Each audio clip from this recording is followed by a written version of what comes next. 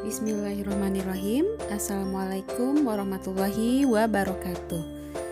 Baiklah, pada pembelajaran hari ini kita akan membahas tentang filosofi dalam keperawatan anak, yaitu family center care dan traumatic care pada anak yang dirawat di rumah sakit.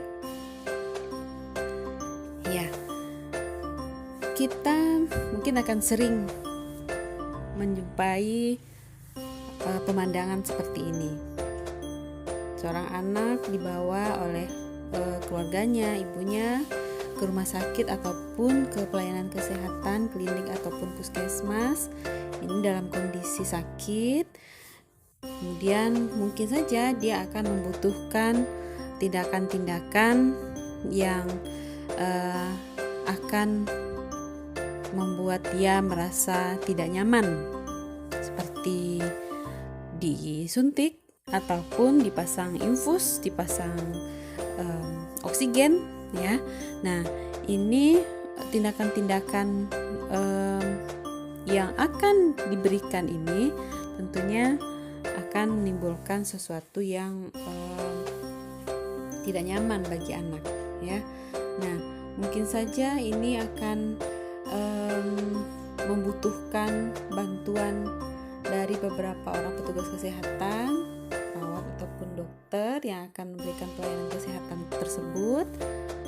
Anaknya menangis, ya, karena kondisi rumah sakit tersebut ataupun ruangan tersebut orang yang banyak yang tidak dikenal, ya. Kemudian dia harus dipasangi infus ataupun harus disuntik. Nah, ini akan membuat kecemasan ataupun stres, ya. Jangankan anak yang sudah besar, anak yang kecil itu yang belum tahu apa-apa pun dia pasti akan merasakan stres ataupun merasakan ketidaknyamanan ketika berada di ruangan baru, kemudian berada bersama dengan orang-orang asing yang tidak dikenalnya. Ditambah lagi dia akan juga mengalami rasa sakit akibat dilakukan tindakan-tindakan yang mungkin akan menyakitkan baginya, seperti pemasangan infus ataupun pemberian injeksi, ya. Nah, ini tentunya memerlukan suatu trik, suatu upaya dari tenaga kesehatan bagaimana supaya pelayanan kesehatan tersebut atau tindakan tersebut dapat dilaksanakan, pengobatannya dapat masuk pada anak tersebut dan anaknya juga merasa nyaman. Nah, jadi dua kondisi ini tentunya perlu disinergiskan, perlu kita laksanakan pengobatan ataupun perawatan berjalan yang anak tetap merasa nyaman. Itu harapan dari kita, ya, sebagai perawat ataupun petugas kesehatan. Kita tidak mau anak ini menjadi stres, dia menangis. Kalau dia menangis, stres, tentunya perawatan ataupun pengobatan itu menjadi tidak lancar, ya. Mungkin saja dia akan meronta-ronta, tangannya akan bergerak-gerak sehingga pasang infusnya menjadi susah, lebih lama prosesnya, ataupun nggak masuk-masuk ke pembuluh darahnya. Jadi ini kerjasama antara pemberi pelayanan dan juga yang menerima pelayanan ini perlu dilaksanakan. Nah, apa upayanya? Nah, disinilah peran dari filosofi dari keperawatan tersebut, ya. Family center care dan juga traumatic care ini menjadi upaya dari perawat supaya anak dalam proses pemberian asuhan keperawatan ataupun pemberian pelayanan kesehatan ini bisa merasakan nyaman, ya. Family center care artinya asuhan yang berpusat pada keluarga, dan traumatic care adalah asuhan yang meminimalkan terjadinya nyeri dan juga ketidaknyamanan pada anak selama dalam proses perawatan. Ya. Nah, kita lihat pendahuluan terlebih dahulu. Hospitalisasi itu dapat menjadi krisis bagi anak. Bukan hanya sakitnya, tapi juga pengalaman selama dia dirawat di rumah sakit ini menjadi hal yang membuat anak menjadi cemas, ya. Bukan hanya buat anak, mungkin ya buat orang tua, pengalaman anaknya dirawat di rumah sakit ini juga merupakan krisis psikologis tersendiri buat orang tua. Nah, data UNICEF, WHO, jumlah anak yang usia prasekolah di 3 negara terbesar di dunia itu mencapai 148,958 juta jiwa, ya. Dan anak yang dirawat di rumah sakit itu lebih kurang 57 juta jiwa setiap tahunnya, dan 75%-nya ini mengalami trauma. Traumanya berupa ketakutan, kecemasan saat dia mengalami perawatan, ya. Ini dari hasil penelitiannya James 2010, ya. Jadi 75% mengalami trauma berupa ketakutan maupun kecemasan. Banyak, ya. Ini adalah angka yang cukup tinggi, 75%. Nah, faktor pemicu terjadinya trauma itu apa? Ya, yang pertama dari lingkungan rumah sakit, bisa warna yang monoton, yang cenderung putih, ya. Ketika masuk ke ruangan yang putih-putih, ini tentunya akan membuat ketakutan tersendiri, ya. Kita saja mungkin yang sudah dewasa ini, yang sudah besar-besar ini, masuk ke ruangan yang serba putih semuanya, wah, rasanya lain perasaannya, ya. Jadi dia merasa ini saya berada di mana ini, gitu kan. Nah, kemudian bau khas rumah sakit yang mungkin saja bau Lysol ataupun karbol, ya, yang khas, ya, untuk disinfeksi itu. Nah, ini tentunya yang tidak biasa dijumpainya mungkin di rumah. Ini bau yang asing, ya, buat dia. Kemudian banyak orang asing yang tidak dikenal, orang rame, kemudian banyak orang asing, perawatnya, kemudian dokternya, ataupun pasien lainnya, pengunjung lainnya, orang tua yang banyak yang juga berada di ruangan tersebut. Nah, ini tentunya membuat anak menjadi stres, ya. Biasanya dia berada di rumah saja bersama orang tuanya. Nah, sekarang dia berada di banyak orang, tentunya akan menimbulkan stres.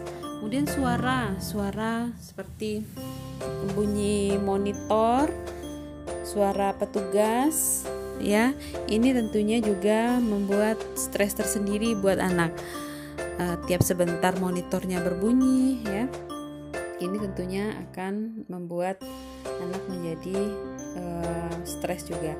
Kemudian petugas kesehatan yang berseragam putih, ya. Kemudian kondisi pasien lain yang mungkin juga lagi kritis, pasang banyak alat-alat di tubuhnya, ada infus, ada oksigen, kemudian ada selang NGT, ada kateter pula, banyak selang di seluruh tubuhnya, ya. Atau mungkin ada pasien yang tidak sadar di sampingnya. Ini tentunya akan membuat anak maupun orang tua menjadi stres. Kemudian alat-alat medis yang berada di lingkungan rumah sakit, jarum, gunting, kemudian stetoskop, termometer, ya, yang tidak biasa ditemukannya di rumah, ini tentunya akan membuat anak menjadi cemas tadi. Kemudian tindakan-tindakan medis maupun tindakan keperawatan yang dilakukan, ya. Nah, ini dia setiap sebentar diperiksa, ya. Kemudian mungkin mengukur suhu saja dia udah nangis, ya. Pasang mengukur tekanan darah, ya. Kemudian berpisah lagi dengan keluarganya, biasanya bermain bersama saudara-saudaranya karena dia berada sendiri di rumah sakit. Nah, biasanya lengkap, ada ayah, ada ibu di rumah, ada mungkin juga anggota keluarga lainnya, ada nenek, ada kakek. Nah, sekarang mungkin cuma hanya ibu saja yang bisa menemani di rumah sakit, ya. Berarti ada perpisahan dengan anggota keluarga yang lainnya. Nah, ini tentunya memicu terjadinya stres dan juga ketakutan bagi anak dalam hospitalisasi tersebut. Nah, kalau kita lihat tanda-tanda terjadinya trauma pada anak itu, yang pertama dari psikologis, cemas, takut, ya, marah, kecewa, sedih, malu, ataupun rasa bersalah, ya. Sementara kalau fisik, secara trauma fisik atau distres fisik, mungkin dia akan merasa kesakitan, ya, sulit tidur, ataupun imobilisasi, ya, malas bergerak, nggak bisa, lemes saja gitu kan. Nah, ini mungkin tanda-tanda yang bisa kita observasi ini saja sedang terjadi distres ataupun trauma pada anak tersebut. Nah, kemudian kita lihat trauma itu tentu saja jika berkepanjangan ini akan menimbulkan dampak yang serius pada anak, ya. Penelitian membuktikan bahwa paparan dini terhadap stres dan trauma dapat mempengaruhi perkembangan neurologis yang dapat membuat perubahan pada respon jangka panjang seseorang terhadap stres, sehingga dia lebih rentan mengalami gangguan psikiatrik. Jadi semakin muda usia seorang anak itu terpapar mengalami trauma atau stres tadi, dia akan mengalami perkembangan neurologis, ya, jangka panjang. Jadi ada efek atau respon jangka panjang yang mungkin terjadi, terutama ini berhubungan dengan masalah psikiatrik, ya. Nah, ini tentunya kita berusaha supaya anak-anak yang dirawat di rumah sakit itu kita minimalkan.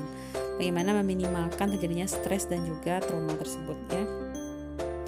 Nah, trauma juga dapat mempengaruhi kemampuan anak dalam fungsi mengatur, mengidentifikasi dan mengungkapkan perasaan, serta memberikan efek negatif dalam pembentukan identitas dan kemampuan dalam berhubungan dengan orang lain. Nah, jadi ketika dia mengalami cemas berkepanjangan, stres berkepanjangan, tentunya dia akan hasil penelitian ini menunjukkan anak tersebut nantinya akan mengalami harga diri rendah, mungkin saja dia suka menyendiri, ya, nggak bisa untuk mengungkapkan perasaannya. Ini akan terjadi masalah-masalah psikologis pada anak, ya. Nah, dari penelitian Hacker ini 2017, nyeri pada anak itu melibatkan body and mind experience. Ada pengalaman pada fisik, pada tubuhnya, dan juga pengalaman pikiran, ya, ataupun perasaan, ya. Jadi nyeri itu bukan hanya fisik saja, tapi juga melibatkan pikiran dan juga perasaan dari seseorang. Nah, pemberi pelayanan ini punya tanggung jawab dan kesungguhan dalam melakukan pengkajian dan tindakan serta melakukan pengkajian ulang terhadap nyeri yang dirasakan. Ya, jadi pengalaman sebelumnya terhadap nyeri ini akan mempengaruhi respon nyeri selanjutnya. Ya, jika seseorang sudah mengalami nyeri sebelumnya, respon nyerinya yang berikutnya ini akan mempengaruhi bagaimana respon dari orang tersebut. Ya, anak ini bertindak sesuai dengan persepsinya. Ya, apabila anak memiliki persepsi yang baik, maka perawat atau tim kesehatan juga akan lebih lancar dan leluasa dalam memberikan asuhan keperawatan, sehingga asuhan itu menjadi efektif, efisien, proses penyembuhannya lebih cepat, sehingga waktu dirawat di rumah sakit atau length of stay itu juga menurun, ya. Jadi yang perlu kita lakukan adalah membangun persepsi yang baik, ya. Jika persepsi anak ini baik dalam pemberian asuhan keperawatan atau dalam tindakan keperawatan yang dilakukan, jika persepsinya baik, tentunya dia akan bisa kooperatif, ya. Dia akan lebih kooperatif, dia mau untuk bekerja sama. Artinya hubungan HAM-nya terlebih dahulu kita bina dulu, HAM yang baik, kepercayaan anak itu kita dapatkan dulu. Ketika dia sudah bagus persepsinya, sudah baik persepsinya, ini tentunya akan melancarkan kita untuk memberikan asuhan keperawatan. Tapi kalau dia sudah bad mood terlebih dahulu, nggak bagus persepsinya, dalam persepsinya bahwasanya pemasangan infus itu sakit, sangat menyakitkan, tentunya ini bisa berjam-jam kita masang infus ya, karena nggak akan berhasil. Mungkin dia akan meronta-ronta, mungkin dia akan berteriak-teriak, mungkin dia akan menarik tangannya ya. Nah, kalau persepsinya sudah bagus persepsinya, nah ini tentunya kita tenang-tenang aja, anaknya tenang gitu kan. Ya mungkin sakit, ditusuk itu pasti sakit, tapi sakitnya mungkin tidak seberapa dibandingkan dengan manfaat ataupun hasil yang akan didapatkan, karena dengan memasang infus nanti obat-obatan dapat masuk melalui infus. Jadi kita sampaikan, nah tentunya informasi yang kita sampaikan harusnya sesuai ya dengan usia anak. Kita akan memberikan penjelasan pada anak usia yang sekolah, yang sudah bisa memahami. Nah, beda dengan cara kita menjelaskan pada anak yang usianya toddler ataupun anak usia prasekolah ya. Nah, itu sudah dipelajari ya dalam ilmu komunikasi pada anak ya. Ya. Jadi intinya adalah bangun persepsi yang baik sebelum kita memberikan asuhan keperawatan pada anak. Nah, dalam melaksanakan tindakan keperawatan itu yang penting, seperti yang Ibu sampaikan di awal tadi. Ini dua hal ini yang menjadi topiknya, filosofi dalam keperawatan anak. Family center care dan atraumatic care ini perlu dimaksimalkan penerapannya, sehingga apa yang kita harapkan tadi, pemberian asuhan yang efektif, efisien dan berkualitas ini dapat kita laksanakan dengan baik pada kelompok usia anak. Nah, ini kita lihat. Nah, ya, ini adalah salah satu penerapan dari dua konsep tadi. Family center care, ada orang tuanya yang menemani di sana. Kemudian atraumatic care, jadi dialihkan dulu perhatiannya dari nyeri dengan baling-baling. Nah, kemudian baru perawatnya kerja dengan santai, dengan nyaman, anaknya juga nyaman kan. Beda dengan foto yang pertama kita lihat tadi. Ada 5 orang tadi ya yang terlibat memegangi satu anaknya tetap saja menangis. Kalau ini cuma satu aja perawatnya di sini, tapi anaknya adem ayem aja, anaknya nggak menangis sama sekali, karena ada ibunya di sana di sampingnya yang menemani. Kemudian anaknya juga asik lagi memperhatikan baling-baling. Dia nggak memikirkan atau perhatiannya adalah ke baling-baling, bukan ke tangannya yang sedang dipasang infus ya. Jadi ini salah satu penerapan dari dua konsep tadi, family center care dan atraumatic care. Nah, sama dengan ini. Ini juga ibunya menenangkan anak, jadi dia dipeluk oleh ibunya. Yang perawat yang satu main baling-baling, mengalihkan perhatian juga sehingga anaknya ketawa nih ya. Nah, yang perawat yang satu ini asik aja, mau diapain tangannya yang sebelah lagi dia enjoy aja ya. Jadi dia sudah dialihkan perhatiannya dengan mainan dan juga ada ibu di sampingnya. Jadi ini family center dan juga atraumatic care ya. Nah, jadi nyaman kan perawatnya kerjanya. Kalau menerapkan kedua konsep ini, perawat jadi nyaman dalam bekerja. Nah, kalau kita lihat, asuhan atraumatik itu merupakan pemberian asuhan terapeutik dalam lingkungan untuk menghindarkan atau mengurangi distress fisik maupun psikologis pada anak dan keluarga dalam sistem pelayanan kesehatan. Ya, jadi tujuannya adalah do no harm, tidak melukai, baik itu fisik maupun psikologis ya. Nah, prinsipnya mencegah atau meminimalkan anak berpisah dari orang tua, meningkatkan rasa kendali, perlindungan dan kemampuan orang tua dalam mengontrol perawatan anak, mencegah atau meminimalkan nyeri atau cedera pada tubuh, dan juga melakukan modifikasi lingkungan fisik. Nah, modifikasi lingkungan fisik tadi ya seperti ruangan ya, jangan monoton putih aja. Jadi ruangan perawatan anak itu harus dibuat senyaman mungkin.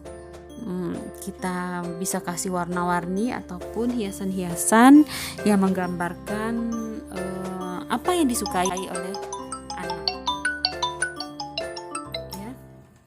kita lakukan pengecatan, memberikan warna gitu kan, dan juga gambar-gambar yang disukai oleh anak-anak. Bisa itu gambar hewan-hewan yang lucu-lucu, ataupun gambar princess ya. Jadi sehingga anak merasa nyaman berada dalam lingkungan tersebut. Nah, penerapannya jika pasien itu adalah saya ya. Tentunya kita berharap kalau pasien itu adalah saya atau keluarga saya ataupun anak saya, kita berharap tentunya perawatan yang dilakukan dengan sebaik-baiknya ya. Contohnya dengan menjaga privasi anak dan keluarga, menghargai budaya, melakukan pemeriksaan fisik berupa distraksi, pelibatan aktif mulai dari area yang tidak sakit, menggunakan alat yang baik dan juga high tech, dan juga memberikan anestesi lokal sebelum prosedur invasif ya, sehingga menciptakan hal yang menyenangkan bagi anak, dan juga lingkungan yang nyaman. Ini tentunya dapat membuat anak merasa nyaman ya berada di lingkungan rumah sakit tersebut. Nah, kita lihat hasil riset. Yang pertama itu intervensi non farmakologis ya, non nutritif sucking, pemberian oral sukrosa ya, oral sukrosa, dan juga facilitate tucking itu efektif dalam mengurangi nyeri pada bayi saat melakukan prosedur keperawatan ya. Non nutritif sucking artinya hisapan yang tidak ada nutrisinya. Nah, ini artinya kita memfasilitasi bayi itu suka menghisap ya, menghisap, jadi bisa diberikan dot sehingga bayi itu menghisap dotnya. Jadi ketika bayi menghisap dot, jadi perhatian bayi berada di mulutnya sesuai dengan fase perkembangan bayi. Berada pada fase oral, dia berorientasi pada oral atau mulut ya. Jadi ditambah oral sukros. Oral sukros ini, sukrosa itu gula ya. Nah, ketika diteteskan gula, nah perhatian bayi itu berada di mulut tadi. Jadi dia ngecap-ngecap sambil ngemut dot, kemudian ngecap-ngecap ada manis di mulutnya. Nah, dan juga ditambah lagi facilitate tucking, diatur posisinya, ditekuk ya, kakinya ditekuk, kemudian diatur dengan nyaman lah dia gitu kan. Nah, dia akan merasakan nyaman ya. Nah, baru dia akan diberikan tindakan, misalnya pemasangan infus ataupun diinjeksi, dia akan minimal nyerinya. Penelitian selanjutnya, pemberian authentic mixture of local anesthetic atau EMLA ini menurunkan nyeri ya. Jadi meningkatkan keberhasilan saat melakukan tindakan akses vena. Jadi kalau penelitian si Baxter ini dioleskan EMLA. EMLA ini adalah sejenis anestesi lokal. Jadi diberikan anestesi lokal, dioles. Ini baru dipasang infus atau dilakukan pengambilan darah melalui vena. Nah, ini lebih efektif. Jadi venanya kelihatan lebih jelas. Ya, bukan lebih jelas, dia nyerinya minimal sehingga dia relaksasi ya, ototnya relaksasi sehingga vena akan lebih jelas terlihat ya. Kemudian penelitian si Landier and Ellis ini, intervensi mind body ini merupakan intervensi komplementer, ini termasuk hipnosis, distraksi, imagery. Ini sangat efektif dalam prosedur manajemen nyeri dan juga mengurangi kecemasan dan stres pada anak ya. Jadi melibatkan mind and body, pikiran dan juga fisiknya, tubuhnya, ya. Dan juga intervensi bermain juga sangat efektif untuk mengurangi terjadinya kecemasan dan ketakutan selama prosedur perawatan di rumah sakit. Nah, nanti akan ada penjelasan khusus untuk bermain di rumah sakit ini, ya. Jadi ini merupakan salah satu intervensi dalam meminimalkan terjadinya kecemasan dan juga ketakutan pada anak selama prosedur perawatan di rumah sakit. Nah, ini ada video sebenarnya ini ya, video untuk penerapan salah satu contoh penerapan asuhan atraumatik di rumah sakit. Nah, mungkin mahasiswa bisa cari saja video ini, bisa dicari di YouTube. Silakan ditonton video ini di YouTube ya. Nah, kemudian kita lanjut sedikit ini tentang family center care. Tadi sudah banyak kita bahas. Jadi family center care artinya adalah fokus asuhan berpusat pada keluarga sebagai bagian dari kehidupan anak, dan sistem pelayanan termasuk petugas kesehatan perlu mendukung, menghargai, menghormati, membantu, meningkatkan kekuatan dan kemampuan keluarga. Ya. Jadi pelibatan keluarga dalam pemberian asuhan keperawatan pada anak. Tujuannya adalah memberikan kesempatan bagi orang tua untuk merawat anak selama proses hospitalisasi dengan pengawasan dari perawat sesuai dengan aturan yang berlaku, kemudian meminimalkan trauma selama perawatan anak di rumah sakit, dan meningkatkan kemandirian sehingga meningkatkan kualitas hidup ini dapat tercapai. Jadi antara family center care atau FCC dengan atraumatic care ini merupakan dua hal yang saling menunjang, saling mendukung satu sama lain sehingga asuhan keperawatan ini dapat berjalan dengan lancar. Ini elemen FCC ya, perawat menyadari bahwa keluarga itu adalah bagian yang konstan dalam kehidupan anak, sementara sistem pelayanan dan anggota dalam sistem tersebut itu berfluktuasi, artinya bertukar-tukar ya,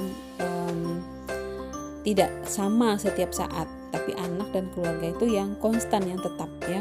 Memfasilitasi kerjasama antara keluarga, perawat dan juga pelayanan kesehatan dalam merawat anak secara individu, mengembangkan program dan pelaksanaan, serta melakukan evaluasi, serta nantinya akan menentukan kebijakan apa yang akan diberikan dalam pemberian asuhan keperawatan. Kemudian menghormati keanekaragaman ras, etnis, dan budaya, serta sosial ekonomi dari keluarga yang tentu saja akan berbeda-beda, tidak sama antara satu anak dengan satu anak yang lainnya. Kemudian mengakui kekuatan keluarga dan juga kekuatan anak tersebut secara individu, serta memperhatikan perbedaan mekanisme coping dalam keluarga, karena coping masing-masing anak maupun orang tua dan juga keluarga itu berbeda-beda ya. Nah, kemudian memberikan informasi dan yang lengkap dan jelas pada orang tua secara berkelanjutan dan dengan dukungan yang penuh. Jadi kita perlu memberikan informasi, jangan sampai terputus informasinya.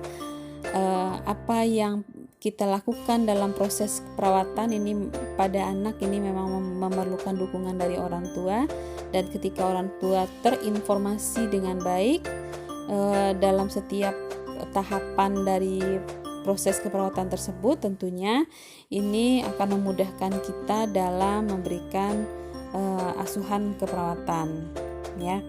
Nah, sekali lagi orang tua dan juga anak itu berbeda tingkatan ekonominya, tingkatan pendidikannya. Jadi cara kita menyampaikan informasi dan jenis informasi yang diberikan ini tentu perlu disesuaikan dengan kemampuan orang tua dalam memahami informasi tersebut. Selanjutnya mendorong dan memfasilitasi keluarga untuk saling mendukung. Nah, ya, ini juga sangat penting ya. Memfasilitasi keluarga untuk saling mendukung, ayahnya, ibunya, keluarganya yang lain ini perlu saling mendukung untuk kesembuhan dari anak tersebut. Nah, kemudian memahami dan menggabungkan kebutuhan dalam setiap perkembangan, mulai dari bayi sampai ke remaja ya. Setiap kebutuhannya berbeda, ini perlu kita pahami ya. Jadi nggak sama antara pemberian asuhan pada bayi maupun anak ataupun remaja ya. Kemudian menerapkan kebijakan dan yang komprehensif ya, memberikan dukungan emosional ataupun mungkin juga keuangan. Keuangan bukan berarti kita perawat harus memberikan uang ya, tapi memfasilitasi bagaimana supaya masalah-masalah ekonomi yang mungkin dialami oleh keluarga dapat bisa kita bantu penyelesaiannya. Misalnya dengan pengurusan jaminan sosial gitu kan, ataupun pada keluarga yang tidak mampu atau permasalahan secara ekonomi dengan dukungan Badan Amil Zakat Basnas misalnya, ataupun lembaga-lembaga atau yayasan sosial lainnya yang banyak sekali berkiprah dalam membantu anak-anak yang sedang dirawat di rumah sakit bagi keluarga yang tidak mampu ya.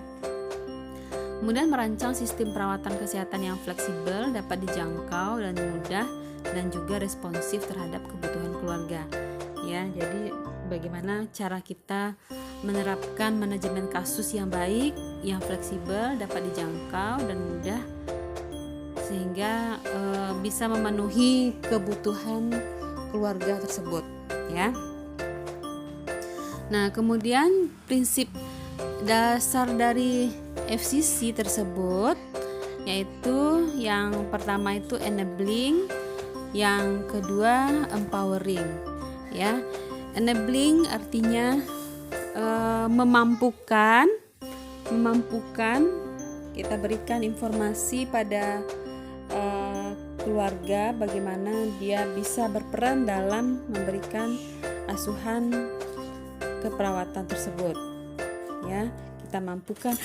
Kita mampukan keluarga, kita berikan informasi bagaimana dia dalam memberikan asuhan keperawatan. Kemudian kalau dia sudah mampu, kalau keluarga sudah mampu, kita empowering, kita berdayakan keluarga tersebut sehingga dia bisa membantu kita dalam memberikan asuhan keperawatan ya, membantu mana yang bisa dilibatkan keluarga. Tadi mungkin tidak semua tindakan keperawatan yang akan kita delegasikan pada keluarga ya.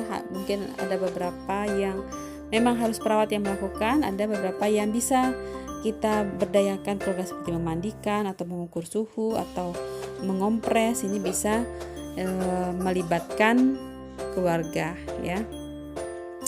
Prinsip FCC ini ada 9 ya: menghormati hak anak dan keluarga, menghargai perbedaan etnis, ras, budaya, dan sosial ekonomi, mengenali dan membangun kekuatan anak dan keluarga, mendukung dan memfasilitasi pilihan anak dan keluarga, fleksibilitas dalam kebijakan, organisasi, prosedur, dan pemberian praktik, memberikan informasi yang jujur dan objektif, menyediakan dan atau memastikan dukungan informasi formal dan informal, kemudian kolaborasi dengan keluarga pada semua level pelayanan kesehatan, dan memberdayakan anak dan keluarga untuk menemukan kekuatannya sendiri, membangun percaya diri, dan membuat pilihan dan keputusan tentang kesehatannya. Ya, untuk penerapan FCC bisa kita lakukan yang pertama itu dari segi ruangan yang mendukung kehadiran keluarga dalam perawatan, berarti ada tempat untuk keluarga ya, untuk ibu salah satunya ya, bisa memberikan selalu bersama dengan anak selama proses perawatan. Kemudian atas ruangan atau sarana yang bermain, ada ruangan bermain.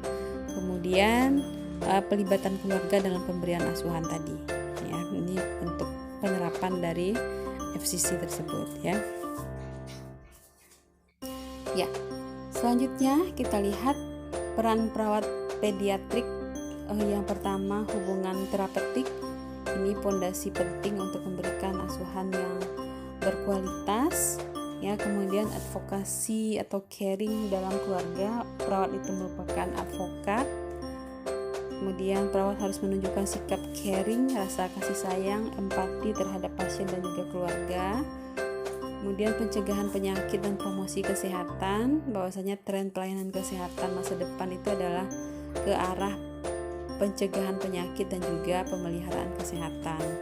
Ya, jadi edukasi, promosi, dan juga petunjuk antisipasi atau anticipatory guidance ini menjadi hal yang penting dalam pemberian asuhan keperawatan pada anak. Nah, kalau kita simpulkan bahwasanya tumbuh kembang yang optimal itu akan dapat tercapai jika anak tersebut bahagia dan bebas dari trauma. Ya, nah, kita perlu memfasilitasi anak untuk nyaman dan bahagia, ya, meskipun itu selama dia dalam proses hospitalisasi atau proses dia dirawat di rumah sakit tersebut. Jadi ini perlu kita fasilitasi sehingga itu menghasilkan anak-anak yang dapat tumbuh dan berkembang dengan optimal dan baik, ya. Baik, demikian mungkin yang dapat kita bahas pada pertemuan ini, dan tentunya kita sebagai perawat perlu menerapkan prinsip-prinsip dalam keperawatan anak tadi, filosofi dalam keperawatan anak, traumatic care dan juga family center care. Ini merupakan hal yang prinsipil, filosofi yang mendasar yang perlu dilakukan dalam pemberian asuhan keperawatan pada anak, ya. Baik, terima kasih. Kita tutup